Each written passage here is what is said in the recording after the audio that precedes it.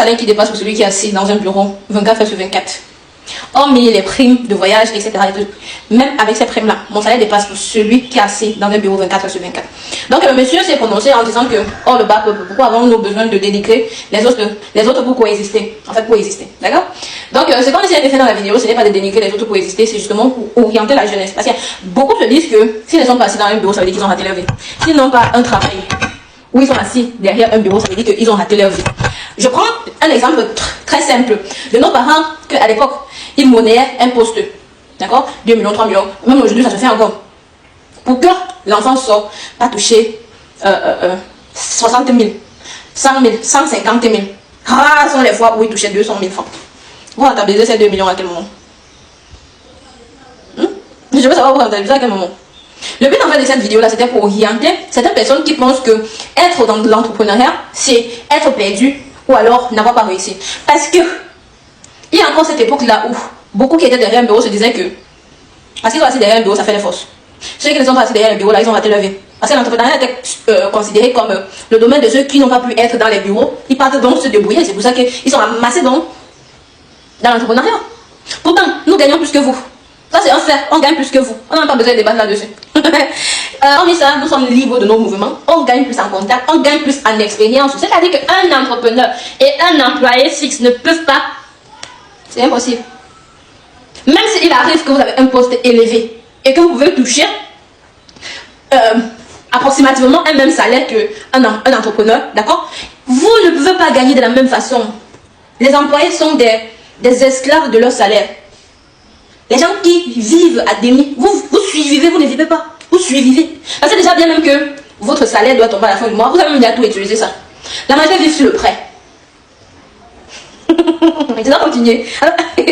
C'est quand je vais être trop frustré. D'accord? Donc, de dire que on doit continuer à avoir une jeunesse qui pense que être dans le bureau, savoir réussir sa vie, c'est un échec total.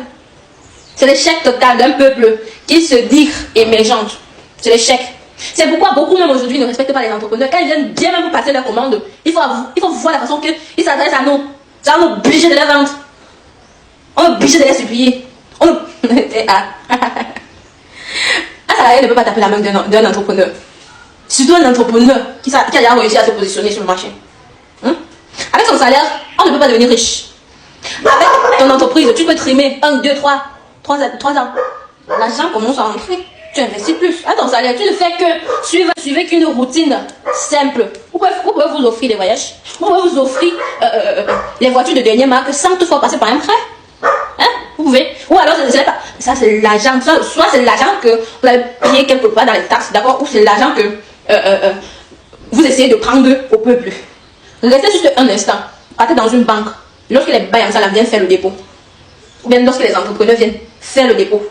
Peut-être vous allez minimiser les 3 000 qui déposent par jour, les 3 000 qui déposent. Ou alors même, voilà, petit exemple. Les dames qui passent au marché, souvent collectées à 2 000, 500, 1 500 là. Le matin, elle passe, à midi, elle passe, le soir, elle passe encore, elle collecte là. Vous savez combien ça donne à la fin? On n'a pas besoin de dénigrer les autres. On essaie de donner une nouvelle orientation à notre jeunesse. Ce qu'ils faisaient avant là, c'est plus ça. Les choses ont changé. Donc on n'a pas besoin de vous dénigrer. D'accord? Aussi simple que ça. Je gagne plus que celui qui est assis dans un bureau. On ne peut pas s'asseoir sur la même table pour parler argent. Je suis désolée, on ne peut pas. Et je ne peux non plus m'aventurer de sortir avec un employé. J'ai un employé, un salarié. C'est la merde, mon ami. C'est un suicide. Être une femme entrepreneur et puis tu sois avec un salarié, c'est du suicide. Non seulement la personne sera tout le temps frustrée, et surtout que toi tu peux penser que si tu pars rencontrer tel ou tel client, c'est parce que le client a plus d'argent que lui. Vous avez besoin qu'on en parle plus? Si on décide de compter 10 hommes les plus riches du Cameroun, c'est pas même pas en Afrique, il y a les salariés sur ça. Non, il y a les salariés dessus.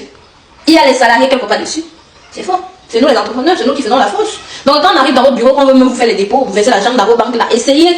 Regardez-nous comme ça. On n'est pas à votre niveau. On n'est pas. Vous allez demander que écrivez bien votre nom. Mais vous devez nous parler avec. Vous devez bien nous parler parce que c'est nous qui faisons l'économie du peuple. C'est nous. Si on laisse tout sur les épaules du gouvernement, ils ne peuvent pas. Il ne faut pas s'en sortir sans les entrepreneurs. C'est aussi simple que ça. On ne cherche pas à dénigrer quelqu'un. D'accord? Bon, si on s'est compris. Disons.